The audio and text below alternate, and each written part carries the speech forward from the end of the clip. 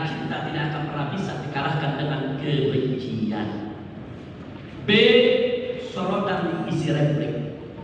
Kepada yang mulia majelis hakim, kepada yang tercinta seluruh penasihat hukum, kepada terhormat semua jaksa penuntut umum, kepada yang istimewa segenap pecinta keadilan dimanapun berada.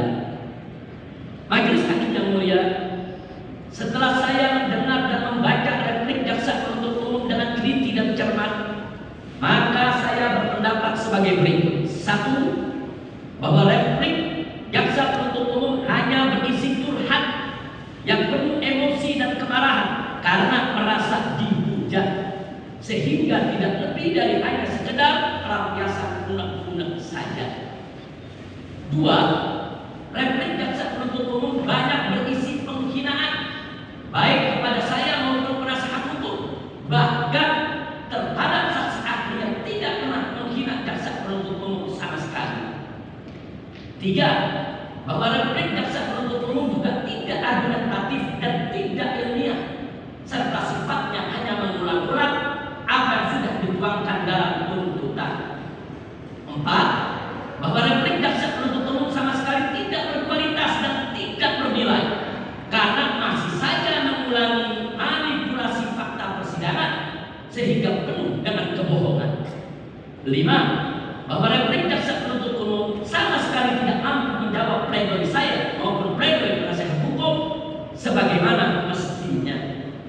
Oleh sebab itu, sebenarnya saya enggan untuk meladeni replik jaksa penuntut umum yang tidak berharga tersebut, karena hanya membuang waktu kami yang sangat berharga.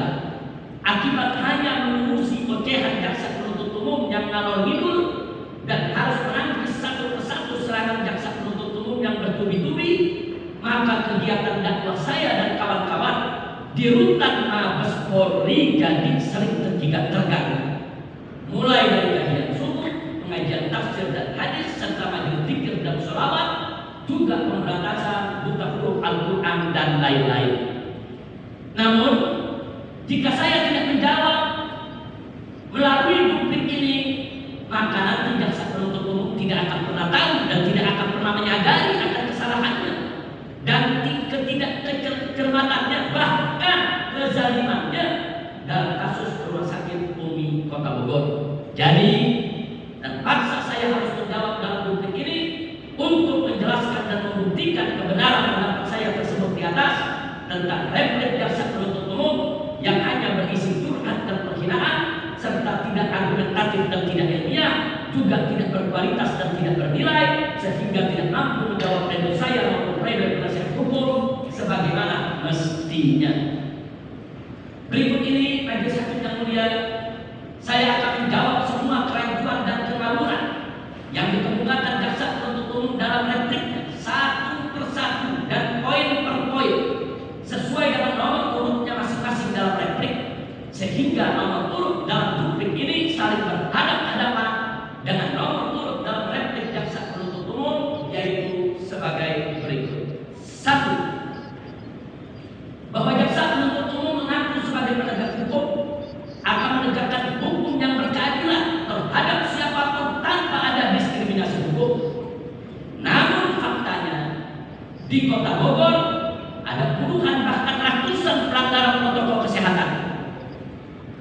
Sesuai pengakuan saksi fakta Wali Kota Bogor Bima Arya dan Kepala Satpol PP Kota Bogor Agustian Sah di bawah sumpah depan persidangan, bahwa hanya kasus Rumah Sakit Umi Kota Bogor yang dilaporkan ke polisi dan dibawa ke pengadilan. Majelis hakim, kata tapi saya coret tadi, tidak ada kata tapi. Para pengusaha tolong dicoret. Sekedar nasihat untuk jaksa penuntut umum, sekedar nasihat untuk jaksa penuntut umum yang adil dan jujur. Ketahuilah bahwa diskriminasi hukum itu tidak adil dan tidak jujur. 2. Bahwa jaksa penuntut umum menyampaikan sebuah adagium aneh yang sangat tidak tepat dalam perkara Rumah Sakit Umi, yaitu keadilan tertinggi yang diperjuangkan penegak hukum dapat berarti ketidakadilan tertinggi bagi terdakwa, dan suatu hal yang dipandang tertinggi bagi terdakwa ini justru bermakna keadilan tertinggi bagi masyarakat. Adagio ini mengada-ngada dan tidak masuk di akal karena terkesan ingin memonopoli keadilan tertinggi hanya milik penegak hukum seperti jaksa penuntut umum, sementara posisi terdakwa pasti salah dan harus salah serta wajib dihukum salah. Cara membuktikan kengawuran adagio ini sederhana saja, yaitu ambil saja kasus yang dihadapi oleh orang yang bersalah dan kasus yang dihadapi oleh orang yang tidak bersalah, yaitu sebagai berikut. A. Bagaimana bisa seorang penjahat yang dihukum sesuai kejahatannya melalui pengadilan, lalu hukum itu dikatakan adil bagi jaksa dan masyarakat, tapi tidak adil bagi terdakwa? Atau sebaliknya, bagaimana bisa seorang penjahat yang tidak dihukum karena ada intervensi hukum terhadap pengadilan, lalu hukum itu dikatakan adil bagi terdakwa, tapi tidak adil bagi jaksa dan masyarakat? Dalam kasus pertama, yaitu seorang penjahat yang dihukum sesuai kejahatannya melalui pengadilan, maka hukum itu adil bagi jaksa dan masyarakat maupun terdakwa. Dan dalam kasus kedua, yaitu sebaliknya, seorang penjahat yang tidak dihukum karena ada intervensi hukum terhadap pengadilan, maka hukum itu tidak adil bagi jaksa dan masyarakat maupun terdakwa. B. Bagaimana bisa seorang yang tidak bersalah, yang ada dua kali, seorang yang satu. Bagaimana bisa seorang yang tidak bersalah dibebaskan dari tuntutan kejahatan yang tidak dilakukannya, lalu hukum itu dikatakan adil bagi terdakwa, tapi tidak adil bagi jaksa dan masyarakat? Atau sebaliknya, bagaimana bisa seorang tidak bersalah dihukum atas kejahatan yang tidak dilakukannya, lalu hukum itu dikatakan adil bagi jaksa dan masyarakat, tapi tidak adil bagi terdakwa? Dalam kasus pertama, yaitu seorang yang tidak bersalah dibebaskan dari dakwaan kejahatan yang tidak dilakukannya, maka hukum itu adil bagi jaksa dan masyarakat maupun terdakwa. Dan dalam kasus kedua, yaitu sebaliknya, orang yang tidak bersalah dihukum atas dakwaan kejahatan yang tidak dilakukannya, maka hukum itu tidak adil bagi jaksa dan masyarakat maupun terdakwa. Sekedar nasihat untuk jaksa penuntut umum yang terhormat, belajarlah mengambil adagio yang jelas dan bermartabat serta tepat guna dan manfaat, seperti A. Adagio similia similibus, yaitu dalam perkara yang sama harus diproses yang sama pula. Artinya, jangan tebang pilih alias jangan ada diskriminasi. B. Adagio politere gius non legis veriti ad pande, yaitu politik harus tunduk pada hukum, bukan sebaliknya. C. Adagio lex enim operator iniquo nemendi fest injuria, yaitu hukum tidak memberikan ketidakadilan kepada siapapun dan tidak juga melakukan kesalahan kepada siapapun. Nomor 3, bahwa jaksa penuntut umum menganggap pemaparan saya tentang rangkaian peristiwa sebelum dan saat serta sesudah kasus rumah sakit Umi hanya unek-unek dan penuh kesan. Padahal saya telah jelaskan dalam pledoi halaman 15 sebagai berikut. Sebelum saya buktikan dan memaparkan berbagai indikasi yang menjadi petunjuk bahwa kasus yang saya hadapi lebih tepat disebut kasus politik ketimbang kasus hukum, maka saya menganggap perlu untuk memaparkan rangkaian peristiwa yang saya hadapi sebelum dan saat serta setelah saya dirawat di rumah sakit Umi Kota Bogor, agar menjadi jelas benang merah yang menghubungkan semua rangkaian kejadian tersebut dengan kasus yang sedang saya hadapi di pengadilan ini, sehingga menjadi masukan penting bagi mereka yang punya hati jernih dan akal sehat serta nurani keadilan untuk mengambil kesimpulan. Namun sayang, sejuta sayang, majelis hakim yang mulia, ternyata jaksa penuntut umum tidak mampu memahami persoalan sehingga tidak bisa melihat benang merah yang menghubungkan semua rangkaian kejadian tersebut dengan kasus rumah sakit Umi. Nasihat saya untuk jaksa penuntut umum yang arif dan bijaksana, ketahuilah bahwa orang yang tidak punya hati jernih dan akal sehat serta nurani keadilan tidak akan pernah bisa paham dan mengerti hubungan benang merah antara suatu kejadian dengan kejadian lainnya, sehingga dia tidak akan pernah bisa bersikap arif dan bijaksana dalam menarik suatu kesimpulan. Nomor 4, bahwa jaksa penuntut umum menilai terdakwa menganggap sepele kasus rumah sakit Umi, sehingga hanya berpikir soal pelanggaran protokol kesehatan saja. Padahal menurut jaksa penuntut umum bahwa kasus rumah sakit Umi adalah persoalan besar karena terkait tindak pidana yang diatur dan diancam pidana oleh undang-undang.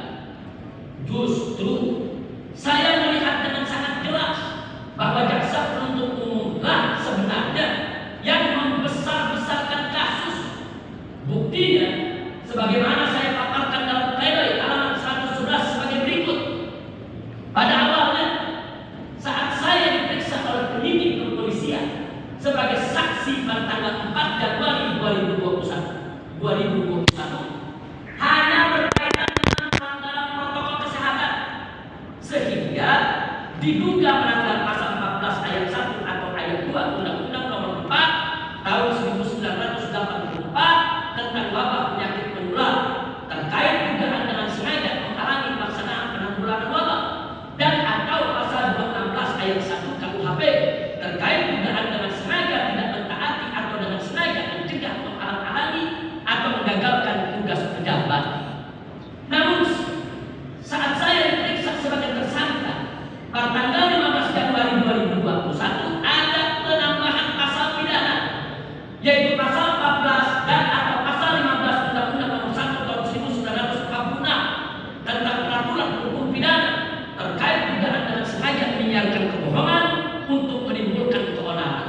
Bahkan akhirnya pasal tambahan inilah yang justru dijadikan dakwaan ke-1, baik yang primer maupun subsidiar dan lebih subsidiar. Ini adalah penyelundupan pasal yang sangat dipaksakan.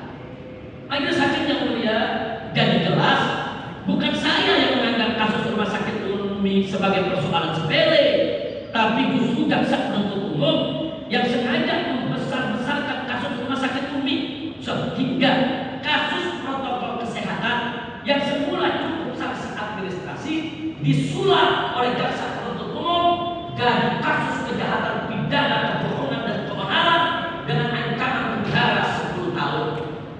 Sekedar nasihat untuk jaksa penuntut umum yang baik lagi budiman. Ketahuilah bahwa pidanaisasi kasus protokol kesehatan dengan penyelundupan pasal pidana sehingga terjadi kriminalisasi pasien dan dokter serta rumah sakit bukanlah perilaku baik dan tidak pula perbuatan berbudi, tapi merupakan perbuatan jahat dan keji. Nomor 5, bahwa jaksa penuntut umum menuduh saya hanya mengarang cerita tentang oligarki anti Tuhan, dan jaksa penuntut umum menyebut bahwa dalam hukum tidak mengenal anasir-anasir tersebut. Di sini saya bisa langsung menyimpulkan bahwa jaksa penuntut umum tidak paham apa itu oligarki dan lebih tidak paham lagi apa itu anti Tuhan. Karenanya di sini perlu saya terangkan secara singkat saja agar jaksa penuntut umum sekurang-kurangnya tahu arti dan makna oligarki anti Tuhan. Oligarki secara bahasa sebagaimana termaktub dalam Kamus Besar Bahasa Indonesia ialah pemerintahan yang dijalankan oleh beberapa orang yang berkuasa dari golongan atau kelompok tertentu.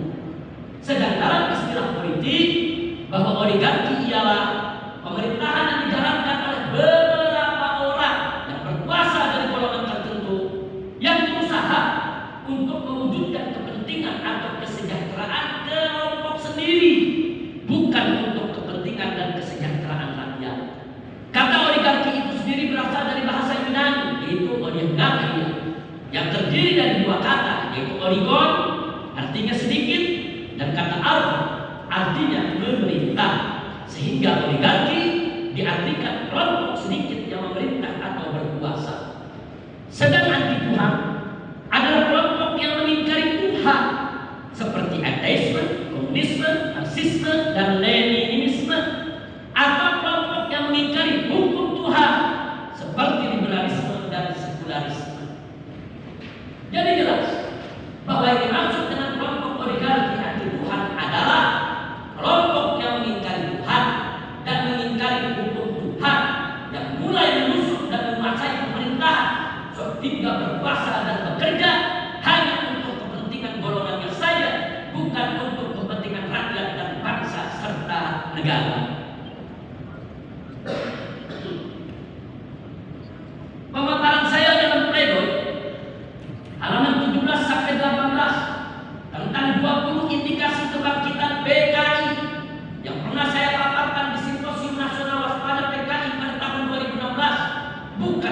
cerita, tapi memang kejadian fakta yang terbukti sebagaimana telah saya paparkan dalam pledoi secara panjang lebar. Semoga keterangan yang singkat ini bermanfaat untuk menambah wawasan jaksa penuntut umum. Sekedar nasihat untuk jaksa penuntut umum yang jujur lagi aman. Ketahuilah bahwa pura-pura tidak tahu atau menutup mata dari gerakan oligarki anti Tuhan yang sudah kasat mata dan sudah jadi rahasia umum di tengah masyarakat bukanlah sikap jujur dan amanah, bahkan merupakan sikap khianat yang sangat berbahaya bagi keselamatan generasi penerus selanjutnya. Nomor 6, bahwa jaksa penuntut umum menuduh saya sedang mencari panggung dengan menyalahkan sejumlah pihak seperti Menko Polhukam RI, Jenderal TNI Purnawirawan Wiranto, Kepala Badan Intelijen Negara BIN Jenderal Polisi Purnawirawan Budi Gunawan, dan Kapolri Jenderal Polisi Purnawirawan Muhammad Tito Karnavian.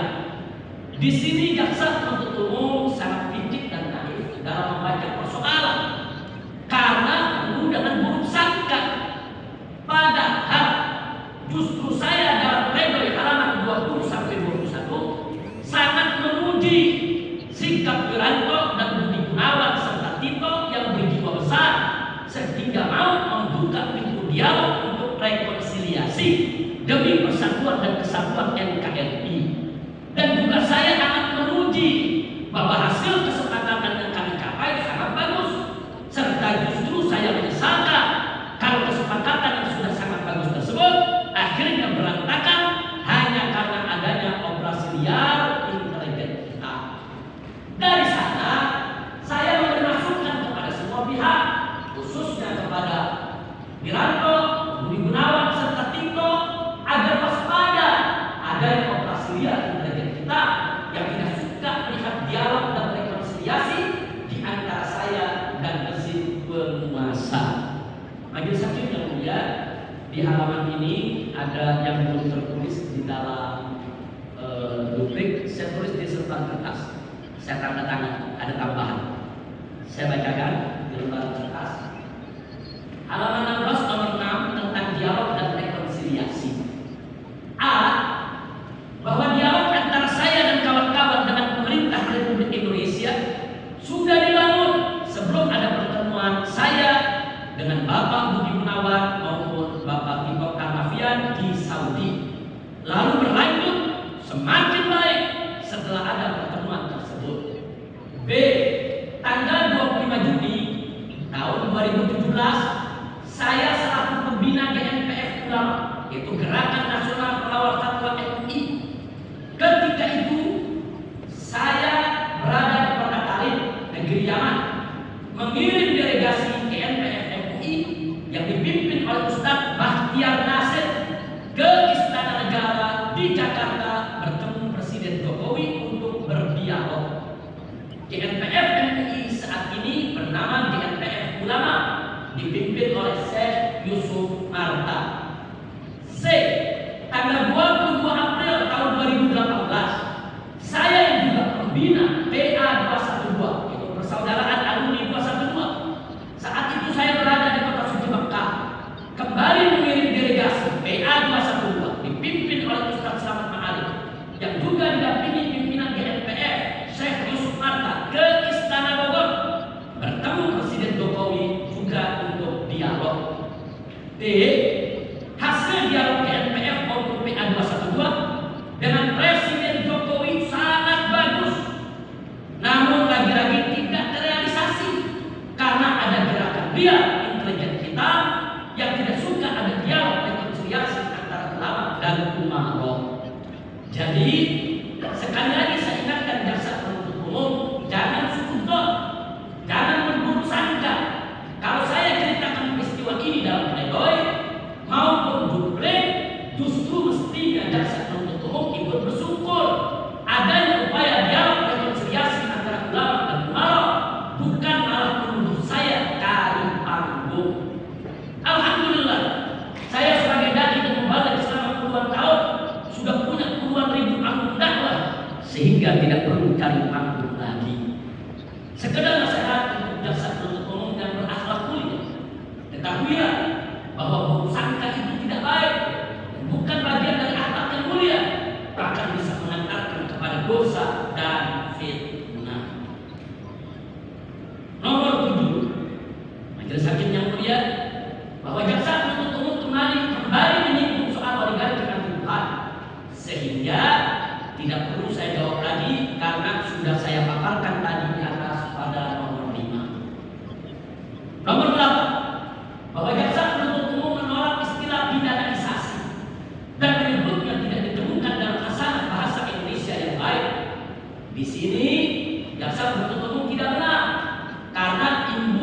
kriminalisasi yang merupakan serapan dari bahasa Inggris sudah diakui sebagai imbuhan dalam bahasa Indonesia, sehingga lahirlah istilah-istilah yang sudah sangat populer penggunaannya dalam hukum, politik, ekonomi, industri, dan lain sebagainya, seperti Islamisasi, Kristenisasi, nasionalisasi, demokratisasi, radikalisasi, modernisasi, organisasi, legalisasi, formalisasi, zonalisasi, normalisasi, positivisasi, generalisasi, kapitalisasi, sosialisasi, individualisasi, kriminalisasi, dan termasuk pidanaisasi, dan lain sebagainya.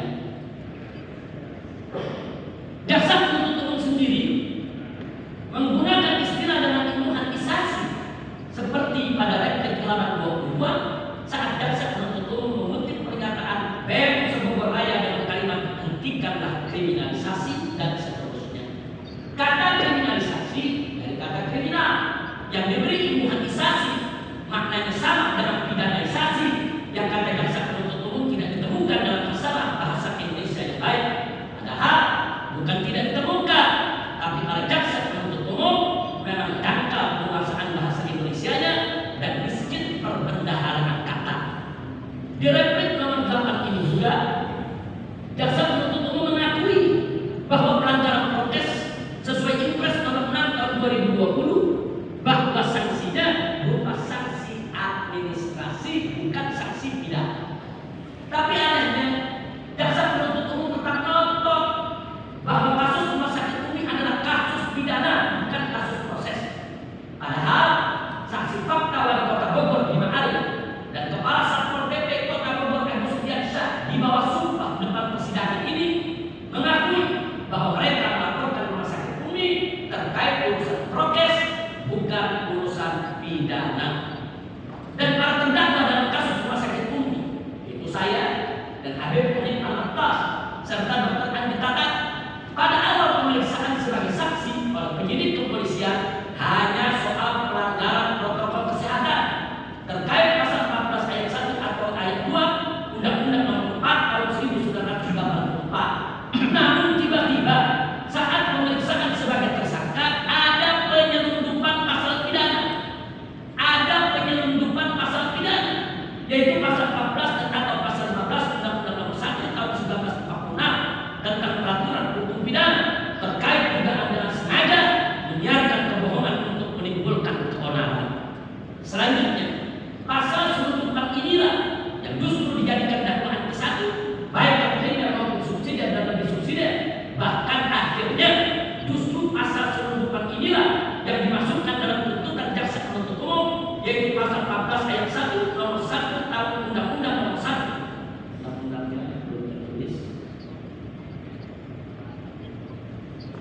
Undang-Undang Nomor 1 tahun 1946. Ini jelas sekali bahwa penyelundupan pasal pidana dalam kasus protokol kesehatan adalah merupakan pidanaisasi atau kriminalisasi. Sekedar nasihat untuk jaksa penuntut umum yang beriman, ketahuilah bahwa pura-pura tidak tahu arti pidanaisasi, padahal secara proaktif melakukan perbuatan pidanaisasi dengan mengkriminalisasi pasien dan dokter serta rumah sakit adalah merupakan bentuk kemunafikan dan kefasikan. Na'udzubillah min dzalik.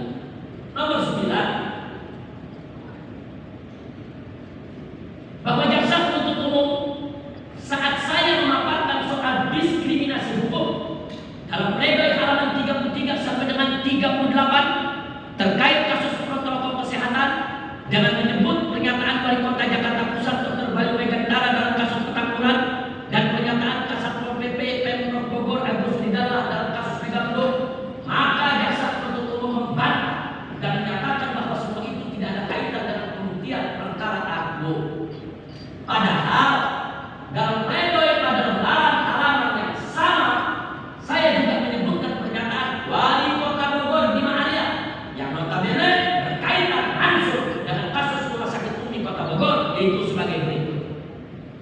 Serta Wali Kota Bogor Dr. Bima Arya dalam sidang kasus tes swab PCR rumah sakit Umi pun memberi kesaksian bahwa di Kota Bogor banyak terjadi pelanggaran prokes, tapi tak satu pun yang dipidanakan kecuali kasus tes swab PCR rumah sakit Umi yang pun melibatkan saya, bahkan juga memberi kesaksian bahwa ia dan stafnya tidak pernah melaporkan saya ke polisi, melainkan hanya melaporkan rumah sakit Umi.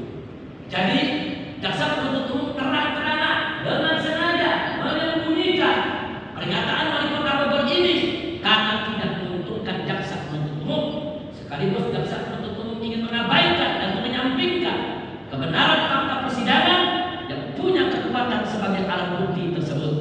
Sekedar nasihat untuk jaksa penuntut umum yang berwibawa, ketahuilah bahwa menyembunyikan fakta kebenaran dengan maksud memberatkan atau mencelakakan seseorang adalah perbuatan tidak terpuji dan sekaligus bisa menghilangkan kewibawaan.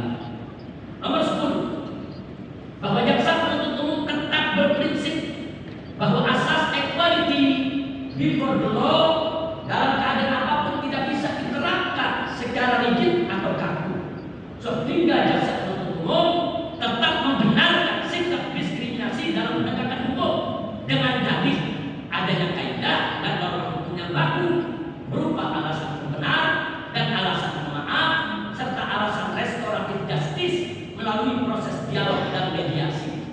Saya nyatakan di sini, pantas saja jaksa penuntut umum tidak pernah merasa bersalah, bahkan selalu merasa benar dan paling benar saat melakukan diskriminasi hukum dengan kriminalisasi pasien dan dokter dalam kasus pelanggaran prokes rumah sakit Umi. Sementara ribuan kasus pelanggaran prokes yang lain cukup didialogkan dan dimediasikan serta dimaafkan dengan alasan-alasan tersebut. Pertanyaannya, majelis hakim yang mulia, pertanyaannya, alasan pembenar dan alasan pemaaf yang bagaimana bagi presiden dan menteri serta gubernur yang berulang kali melakukan pelanggaran prokes sehingga tidak diproses hukum pidana? Begitu juga alasan pembenar dan alasan pemaaf yang bagaimana bagi para artis yang juga sudah berulang kali melakukan pelanggaran prokes sehingga tidak diproses hukum pidana?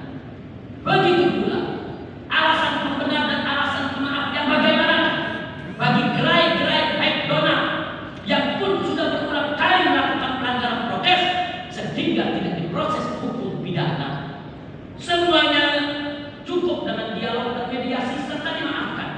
Sementara bagi rumah sakit Umi yang telah berjasa membantu ribuan pasien COVID, bahkan pemerintah berutang miliaran rupiah kepada rumah sakit Umi selama pandemi, belum lagi ratusan ribu pasien yang dibantu rumah sakit Umi sejak berdiri hanya karena dianggap melanggar prokes, langsung diproses hukum dan dipidanakan serta diseret ke pengadilan, sehingga pasien dan dokter serta rumah sakit dikriminalisasi karena dianggap tidak ada alasan pembenar dan alasan pemaaf maupun alasan restoratif justice, sehingga tidak perlu lagi ada dialog, tidak perlu lagi ada mediasi, dan tidak boleh dimaafkan.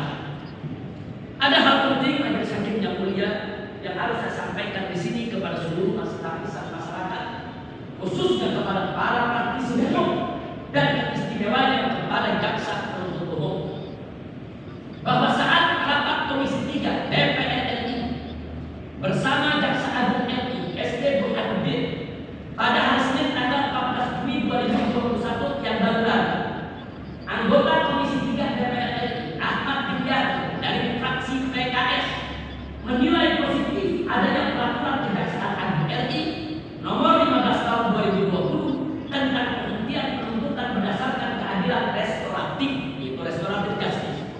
Seharusnya penegakan keadilan restoratif sebagaimana dalam perintah tersebut bisa diterapkan dalam kasus Habib Rizik, dan bahwasanya penanganan kasus-kasus seperti Habib Rizik ini tidak berlebihan juga.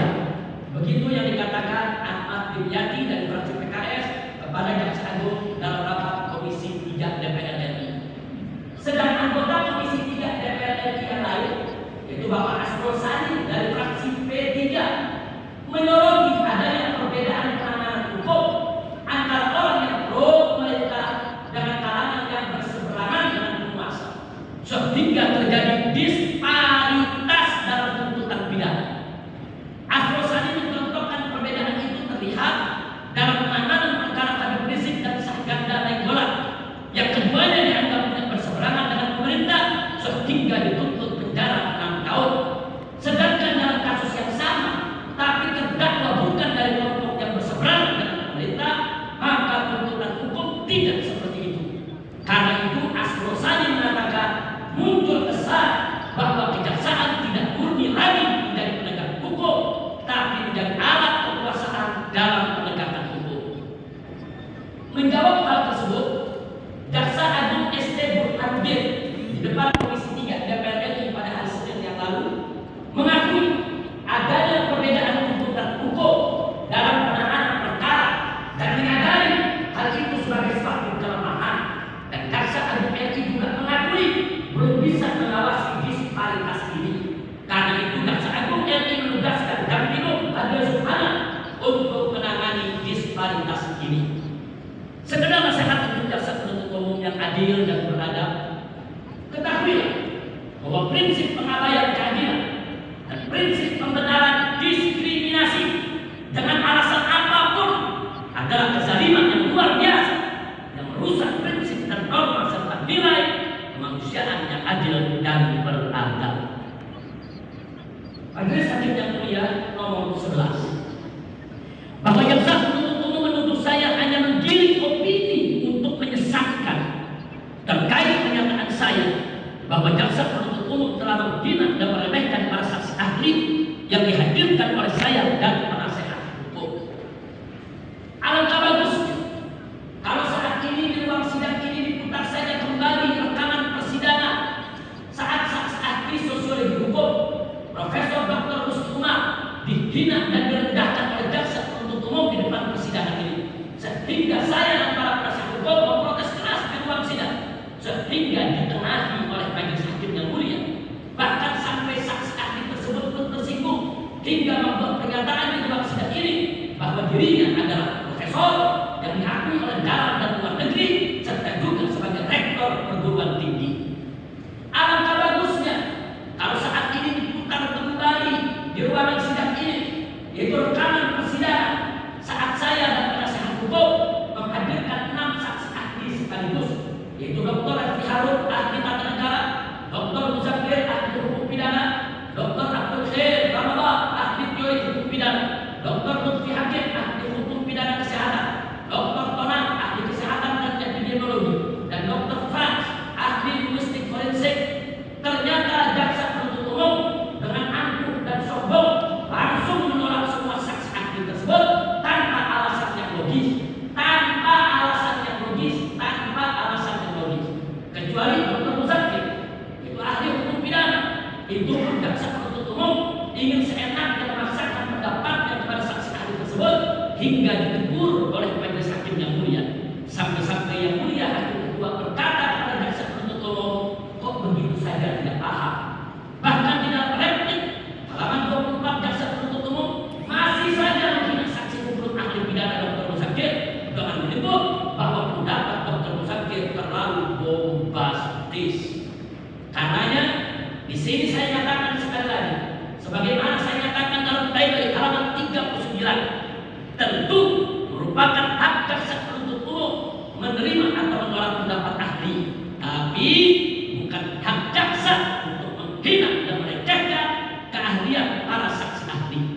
Selain itu, kalau jaksa penuntut umum menolak pendapat ahli, maka tetap harus disampaikan dengan sopan, bukan dengan angkuh dan sombong, merasa paling pintar dan paling benar sendiri.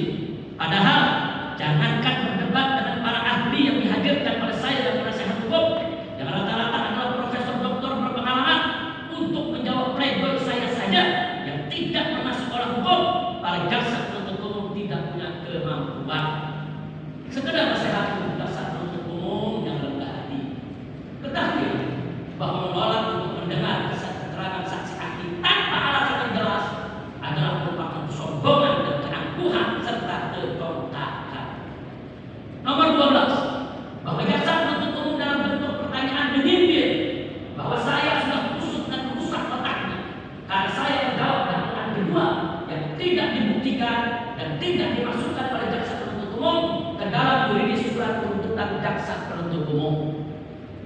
Wahai jaksa yang pintar dan cerdas, ketahui bahwa majelis hakim yang mulia tidak bisa didikte oleh jaksa penuntut umum, harus ikut hanya kepada dakwaan yang dimasukkan ke dalam tuntutan jaksa penuntut umum saja. Bahkan majelis hakim yang mulia punya hak mutlak untuk mempertimbangkan dakwaan lain yang ada dalam surat dakwaan jaksa penuntut umum walaupun tidak dimasukkan ke dalam tuntutan jaksa penuntut umum. Buktinya dalam kasus Petamburan yang sebagian jaksanya ikut dalam tim jaksa penuntut umum kasus rumah sakit Umi ini, pihak jaksa penuntut umum hanya memasukkan dalam tuntutannya dakwaan ke-1 dan dakwaan ke-5 saja. Tapi ternyata majelis hakim kasus Petamburan justru memutuskan dalam dakwaan ke-3 yang tidak dibuktikan dan tidak dimasukkan oleh jaksa penuntut umum ke dalam yuridis surat tuntutan jaksa penuntut umum. Itulah sebabnya dalam pledoi saya tetap membahas dan membantah semua dakwaan jaksa penuntut umum, baik yang dimasukkan ke dalam tuntutan jaksa penuntut umum maupun tidak, agar nantinya bisa menjadi pertimbangan bagi majelis hakim yang mulia manakala majelis hakim yang mulia melihat dan mempertimbangkan dakwaan yang lainnya. Jadi jaksa penuntut umum jangan sok mengatur majelis hakim yang mulia harus ambil dakwaan ini dan tidak boleh ambil dakwaan itu, karena majelis hakim yang mulia bebas mengambil dakwaan yang mana saja, bahkan bebas untuk menolak semua dakwaan serta bebas juga untuk membebaskan terdakwa dari segala dakwaan dan tuntutan. Sekedar nasihat untuk jaksa penuntut umum dan berpendidikan tinggi dan berpengalaman, ketahuilah soal sepele seperti ini saya saja yang tidak sekolah hukum tahu dan paham, sehingga jaksa penuntut umum yang sekolah hukumnya sampai tinggi dan sudah berpengalaman sidang ratusan kasus bahkan mungkin ribuan kasus, mana mungkin tidak tahu dan tidak paham, kecuali kalau sudah KO. Dengan demikian saya balik bertanya, sebenarnya yang rusak dan busuk otaknya itu siapa? Saya atau jaksa penuntut umum? Majelis hakim yang mulia nomor 13, bahwa jaksa penuntut umum menuding bahwa kisah ayah, anak dan dokter yang saya sampaikan di persidangan adalah bentuk meminta pendapat kepada saksi fakta. Di sini saya jawab bahwa justru jaksa penuntut umum lah yang memulai dahulu membawakan cerita pengiriman opini tentang jika ada seseorang yang diperiksa antigen hasilnya reaktif, lalu saat ditanya ia menjawab baik-baik saja, lalu para saksi fakta maupun ahli ditanya apakah orang tersebut berbohong, kemudian para saksi digiring untuk menjawab dalam satu kata ya, sehingga jawaban para saksi tersebut dijadikan sebagai fakta persidangan oleh jaksa penuntut umum. Selain itu, hampir semua saksi fakta kasus rumah sakit ini saat pembuatan BAP ditunjukkan oleh penyidik kepolisian beberapa rekaman video tentang saya dan Habib Hanif Alatas serta Dr. Andi Tata yang menyatakan bahwa saya baik-baik saja. Lalu ditunjukkan rekam medis saya untuk dibandingkan, kemudian diminta pendapat saksi fakta sampai digiring oleh penyidik untuk menyatakan bahwa saya dan Habib Hanif Alatas serta Dr. Andi Tata telah berbohong. Dan semua saksi ahli yang dihadirkan jaksa penuntut umum saat pembuatan BAP oleh penyidik kepolisian, ada yang diceritakan fakta kasus, bahkan ada ditunjukkan fakta kasus berupa beberapa rekaman video tentang saya dan Habib Hanif Alatas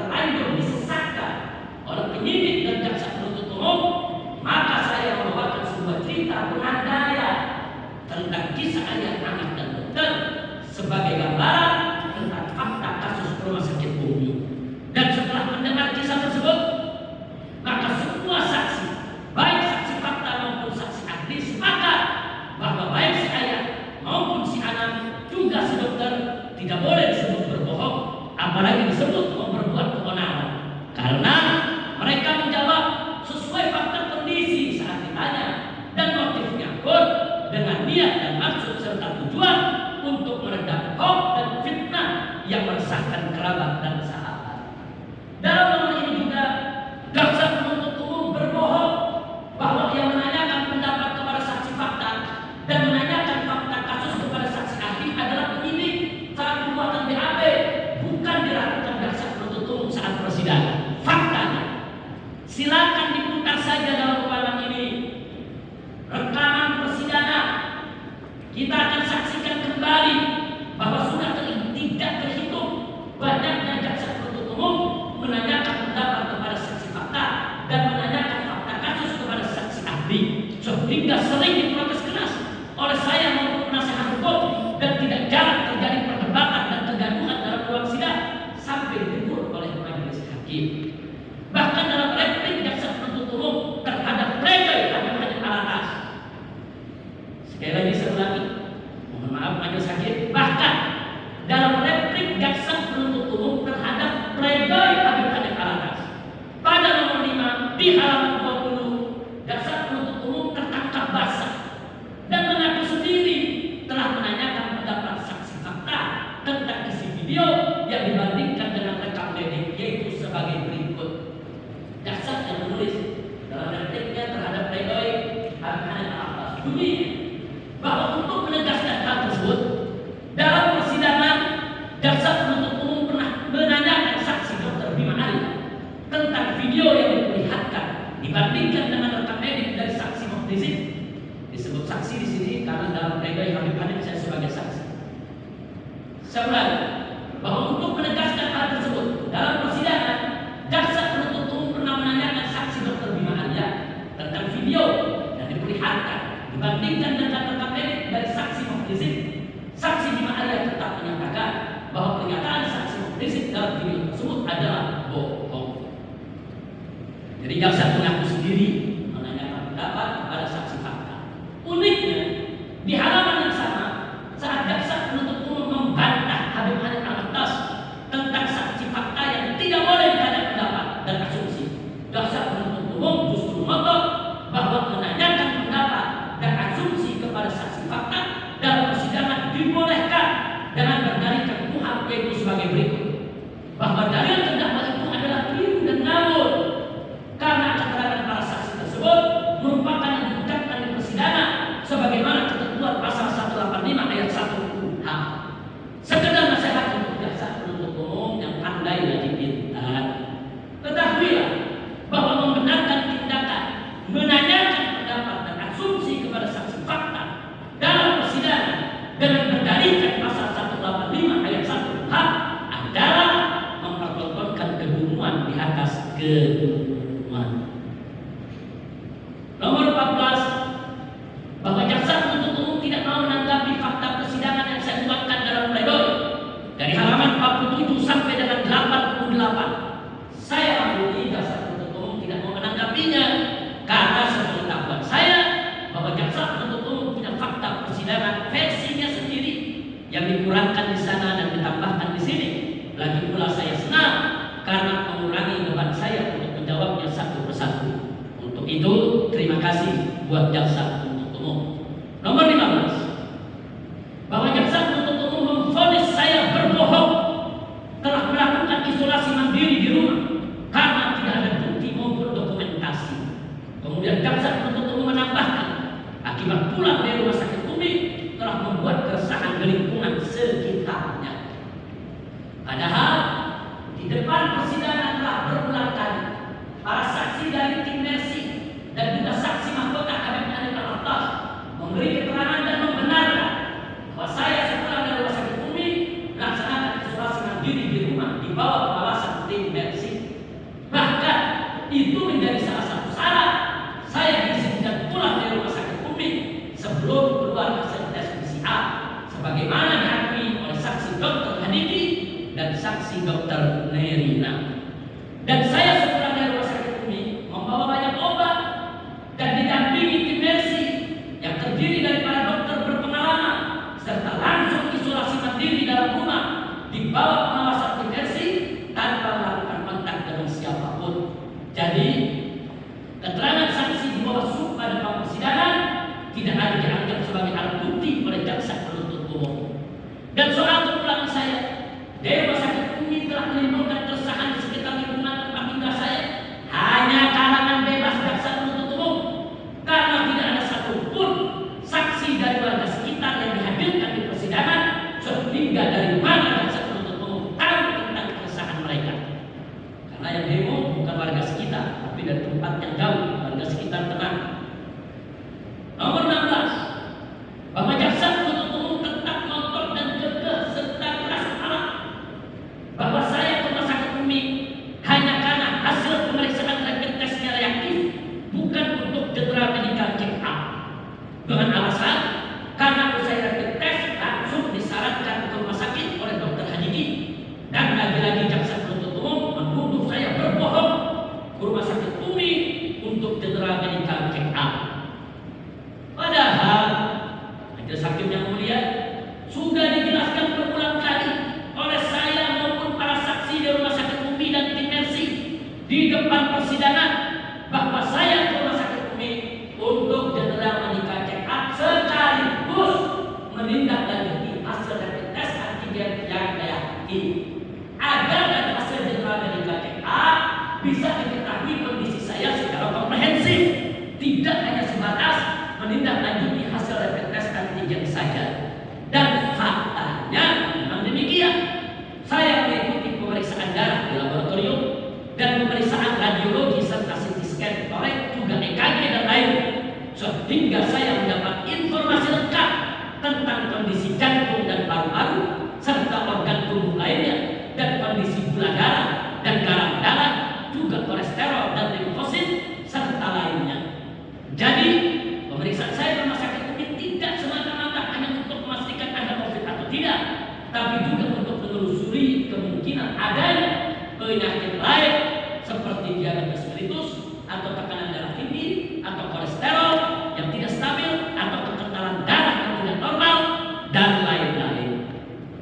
Majelis hakim yang mulia, jaksa penuntut umum tetap ngotot dan tegas serta keras kepala bahwa saya ke rumah sakit Umi hanya untuk menindaklanjuti hasil rapid test saja, tidak untuk yang lain.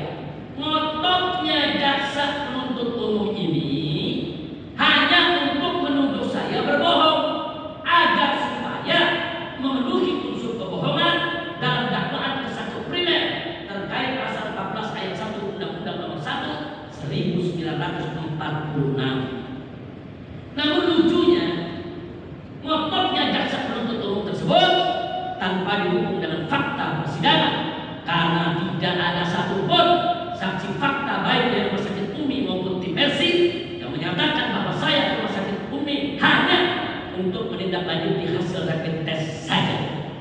Sekedar nasihat untuk jaksa penuntut umum yang sangat fair, tetapi bahwa sesungguhnya sikap ngotot tanpa didukung dengan fakta persidangan adalah merupakan sikap yang tidak fair, bahkan merupakan sikap buruk dan jelek. Akhirnya saya balik bertanya, sebenarnya siapa yang berbohong dalam persoalan tersebut? Saya atau jaksa penuntut umum? Nomor 17, bahwa jaksa penuntut umum kembali menyerang saya karena saya menjawab dakwaan ketiga yang tidak dibuktikan dan tidak dimasukkan oleh jaksa penuntut umum ke dalam kondisi surat tuntutan jaksa penuntut umum. Untuk ini jawaban saya sama dengan jawaban di nomor 12 majelis hakim.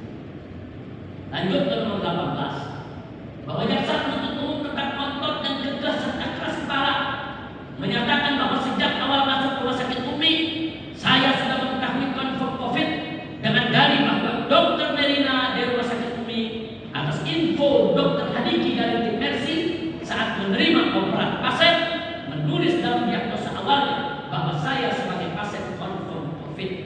Padahal sesuai keputusan Menteri Kesehatan RI nomor HK-07/413/2020 tentang pedoman pencegahan dan pengendalian coronavirus disease 2019 atau COVID-19 pada bab 3 Romawi huruf B poin 3 halaman 32 menyatakan bahwa kasus konfirmasi seseorang yang dinyatakan positif virus COVID-19 yang dibuktikan dengan pemeriksaan laboratorium RT-PCR. Sekali lagi saya ulangi,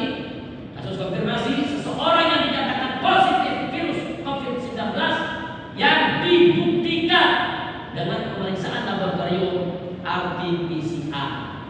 Dan dalam persidangan sudah terungkap bahwa kebenaran, dan dalam persidangan sudah terungkap fakta kebenaran bahwa Dr. Hadiki di bawah sumpah dalam persidangan dengan sangat jujur mengakui ada kesalahan informasi yang disampaikan ke Dr. Nerina. Karena saya sebagai pasien belum tes swab PCR, sehingga mestinya dilaporkan suspek bukan confirm. Dan Dr. Nerina juga mengakui di bawah sumpah dalam persidangan bahwa kalau belum ada hasil tes PCR mestinya ditulis suspek bukan confirm. Dan para saksi ahli pun seperti Dr. Tona, ahli kesehatan dan epidemiologi, dan Dr. M. Nasir, ahli hukum kesehatan, serta Dr. Lutfi Hakim, ahli menko legal dan hukum pidana kesehatan, semuanya sepakat mengakui di bawah sumpah dalam persidangan bahwa sebelum ada hasil tes PCR tidak boleh pasien ditulis confirm COVID dalam diagnosa atau rekam medisnya.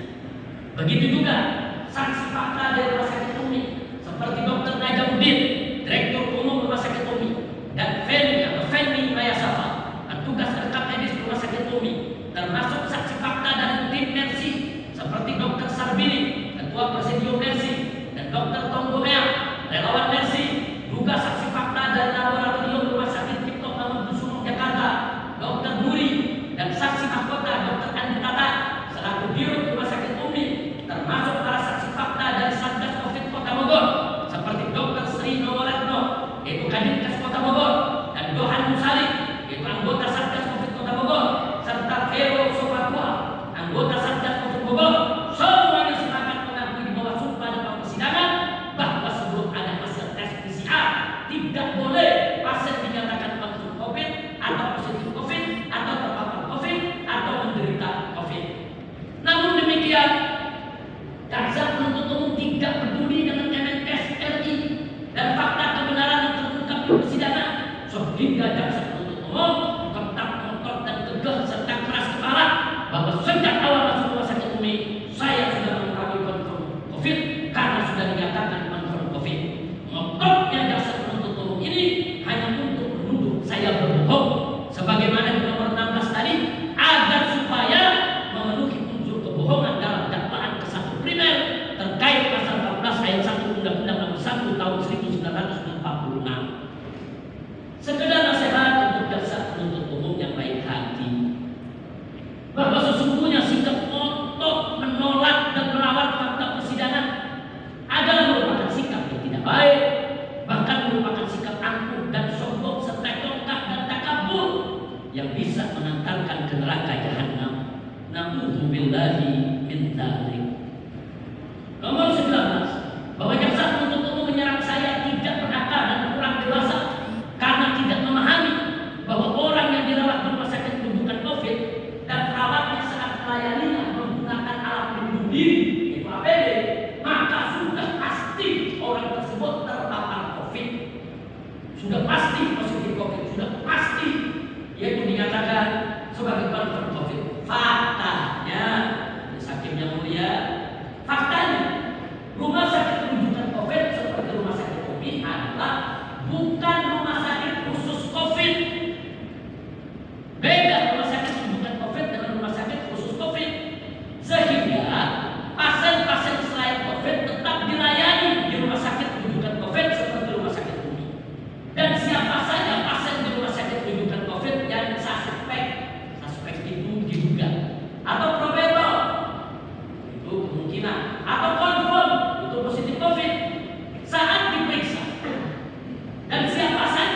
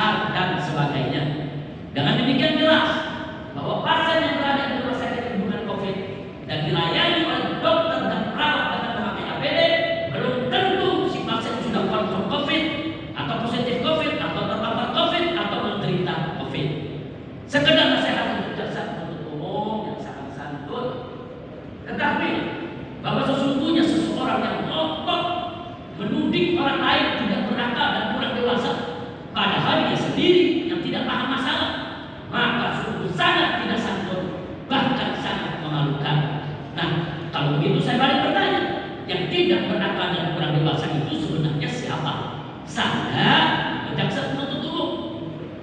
20. Bahwa jaksa penuntut umum tetap ngotot dan tegas serta keras kepala menyatakan bahwa video wawancara klarifikasi Dr. Andi Tata dan rekaman klarifikasi Habib Hanif Al-Akbar sebagai penyebab semakin banyaknya video hoax yang beredar, dengan mengutip pernyataan Habib Hanif Al-Akbar yang berbunyi antara lain, setelah saya membuat pernyataan hukum tetap masih ada, bahkan lebih parah, mengatakan Habib sudah setara. Anak kalimat bahkan lebih parah oleh jaksa penuntut umum dibesarkan dan ditebalkan, serta ditafsirkan oleh jaksa penuntut umum secara sepihak dan sesukanya, bahwa maksud lebih parah adalah semakin banyak video hoax yang beredar. Padahal dalam pernyataan Habib Hanif Al-Akbar tersebut, setelah anak kalimat bahkan lebih parah, ada kalimat lanjutannya, yaitu mengatakan Habib sudah sekarang. Jadi jelas bahwa maksud lebih parah dalam pernyataan tersebut bukan lebih parah dalam hal jumlah hoax yang beredar seperti tafsir suka-suka jaksa penuntut umum, tapi maksud lebih parah adalah lebih parah dalam hal isi hoaxnya, yang semula berita hoaxnya baru sekedar Habib sakit COVID, kemudian meningkat jadi Habib parah, lalu meningkat lagi Habib sudah sekarang. Ngototnya jaksa penuntut umum di sini sampai nekat buat tafsir sepihak untuk pernyataan Habib Hanif Al-Akbar bukan tanpa maksud, tapi ditunjukkan agar jadi bukti bahwa pernyataan Habib Hanif Al-Akbar dan Dr. Andi Tata, bahkan termasuk testimoni saya, adalah penyebab kegaduhan di medsos, sehingga ada pro kontra dan masyarakat besar yang kemudian ditafsirkan oleh JPU sebagai keonaran.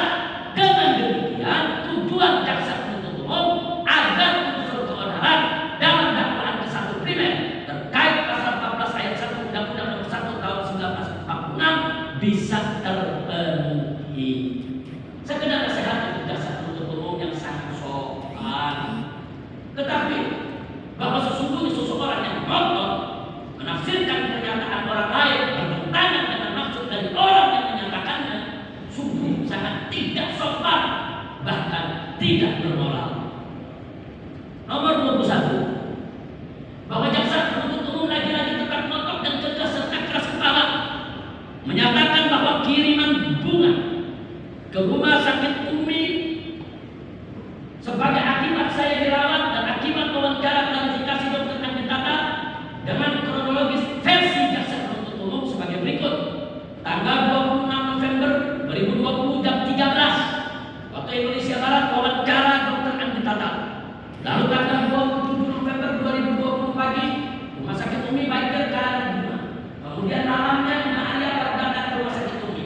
Lalu jaksa penuntut umum menyimpulkan bahwa kalangan bunga datang setelah wawancara klarifikasi Dr. Andi Tata dan rekaman video klarifikasi Habib Hanif, bahkan seolah setelah testimoni saya, sehingga semua rekaman tersebut telah menimbulkan kegaduhan di tengah masyarakat, sehingga mengakibatkan datangnya kiriman bunga dari yang pro dan kontra. Majelis hakim yang mulia, ngototnya jaksa penuntut umum di sini sampai nekat buat kronologis karangan sendiri, dimaksudkan agar bisa jadi bukti bahwa wawancara Dr. Andi Tata adalah penyebab kegaduhan karangan bunga dari pro dan kontra, sehingga masyarakat resah, yang kemudian ditafsirkan oleh jaksa penuntut umum sebagai keonaran. Dengan demikian, tujuan jaksa penuntut umum adalah agar unsur keonaran dalam dakwaan ke-1 primer terkait pasal 14 ayat 1 nomor 1 Undang-Undang Nomor 1 Tahun 1946 bisa terpenuhi. Padahal kronologis lengkap sudah terungkap di persidangan melalui keterangan terdakwa dan para saksi, fakta dari rumah sakit Umi maupun dari tim versi serta dari saksi mahkota. Silakan putar saja kembali di ruangan sidang ini semua rekaman kesaksian dalam persidangan ini, yaitu sebagai berikut. A. Hari Senin tanggal 23 November 2020 sore saya diperiksa tes antigen di rumah. B. Hari Selasa tanggal 24 November 2020 malam saya langsung dirawat di rumah sakit Umi. C. Hari Rabu tanggal 25 November 2020 pagi banjir karangan bunga di rumah sakit Umi akibat berita hoax bahwa saya kritis di rumah sakit. Tadi ada lembaran kertas, majelis hakim, maaf, ini juga ada tambahan di lembaran kertas untuk halaman 3. Halaman 33 huruf C tentang tanggal pengiriman bunga. A. Bahwa seingat saya pengiriman bunga pada hari Rabu tanggal 25 November 2020. Tapi ada info yang menyatakan hari Kamis pagi tanggal 26 November 2020. B. Bahwa terlepas dari tanggal mana yang benar, 25 atau 20 November 2020, tetap saja kejadiannya sebelum wawancara klarifikasi Dr. Andi Tata dan rekaman video Habib Hanif Al-Atlas. C. Bahwa terlepas soal tanggal kejadian pengiriman bunga yang jelas, tak satu pun pengirim bunga yang dihadirkan oleh jaksa penuntut umum sebagai saksi di persidangan ini untuk dimintai keterangan tentang sebab pengiriman bunga tersebut, sehingga akan disampaikan jaksa penuntut umum hanya berupa asumsi saja. Saya lanjutkan halaman 33 majelis hakim yang D. Hari Kamis tanggal 26 November 2020 sore jam 17 waktu Indonesia Barat, Dr. Andi Tata wawancara klarifikasi untuk meredam berita hoax tentang saya kritis. E.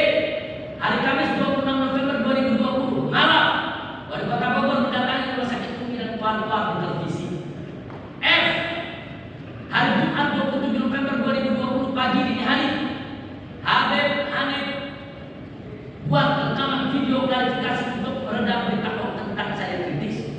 Hari Jumat 27 November 2020 siang, saya dites swab PCR. H.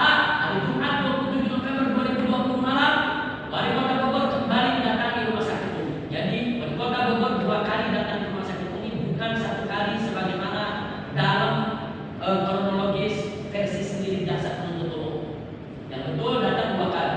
Hari Jumat 27 November 2020 malam, Wali Kota Bogor kembali mendatangi rumah sakit Umi. Hari Sabtu 28 November 2020 pagi dini hari, Satpol PP Kota Bogor melaporkan rumah sakit Umi ke polisi atas perintah Wali Kota Bogor Bima Arya. Hari Sabtu 28 November 2020 malam, saya izin pulang dari rumah sakit Umi. Hari Ahad 29 November 2020 saya sudah isolasi mandiri di rumah. Hari Senin 30 November 2020 saya baru mendapat hasil tes swab PCR yaitu positif COVID.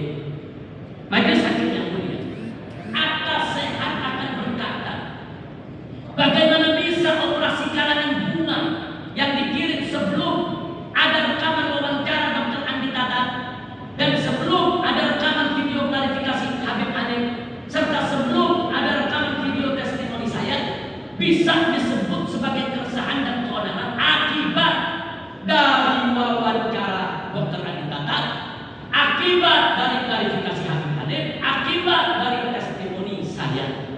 Hanya orang tidak waras saja yang menjadikan akibat lebih dulu daripada sebab. Sekedar nasihat untuk jaksa penuntut umum yang berakal. Ketahuilah bahwa akal tanpa iman akan berpikir liar dan akan terus mengikuti hawa nafsu sehingga cara berpikirnya akan tidak waras. Na'udzubillahi min dzalik. Nomor 22, bahwa jaksa penuntut umum lagi-lagi tetap ngotot dan kekeh serta keras kepala menyatakan bahwa Satgas Covid berhak mendatangi semua rumah sakit untuk meminta rekam medis para pasien atau melaksanakan tes PCR terhadap para pasien dengan dalih surat keputusan Wali Kota Bogor nomor 900.45/201 tahun 2020 yang merupakan turunan dan amanah dari Undang-Undang Nomor 4 tahun 1984 tentang wabah penyakit menular, Undang-Undang Nomor 24 tahun 2007 tentang penanggulangan bencana, Undang-Undang Nomor 36 tahun 2009 tentang kesehatan, Perpres Nomor 17 tahun 2018 tentang penyelenggaraan kedaruratan bencana pada kondisi tertentu, Kepres Nomor 7 tahun 2020 tentang tugas percepatan penanganan COVID-19, contoh Kepres Nomor 9 tahun 2020 tentang perubahan atas Kepres Nomor 7 tahun 2020. Namun ternyata surat keputusan Wali Kota Bogor berikut semua undang-undang yang disebutkan jaksa penuntut umum tersebut tak satu pun menyebutkan bahwa Satgas Covid berhak mendatangi semua rumah sakit untuk meminta rekam medis para pasien atau melaksanakan tes PCR terhadap para pasien. Padahal majelis hakim yang mulia, di depan persidangan ini di bawah sumpah telah dinyatakan oleh para saksi ahli hukum kesehatan Dr. M. Nasir dan saksi ahli kesehatan dan epidemiologi Dr. Tonan dan saksi ahli legal dan hukum pidana kesehatan Dr. Lutfi Hakim bahwa Satgas Covid adalah badan ad hoc yang berfungsinya terkait kebijakan strategis sehingga secara teknis tidak berhak mengambil rekam medis pasien atau melakukan tes swab antigen maupun tes swab PCR. Jadi lagi-lagi keterangan saksi ahli di bawah sumpah depan persidangan tidak lagi dianggap sebagai alat bukti oleh jaksa penuntut umum. Sekedar nasihat untuk jaksa penuntut umum yang berilmu. Ketahui bahwa ilmu harus digunakan sebagaimana mestinya untuk meluruskan yang bengkok, bukan membengkokkan yang lurus. Jangan gunakan ilmu untuk menipu atau memanipulasi atau untuk mendalimi orang lain. Nomor 23, jaksa penuntut umum lagi-lagi tetap ngotot dan tegas serta keras kepala menyatakan bahwa saya pulang dari rumah sakit Umi tanpa izin Dr. Nerina selaku dokter penanggung jawab pasien yaitu DPJP. Padahal majelis hakim yang mulia, dalam persidangan ini pihak rumah sakit Umi telah secara tegas dan jelas menyatakan di bawah sumpah bahwa saya masuk dan keluar rumah sakit Umi secara baik-baik dengan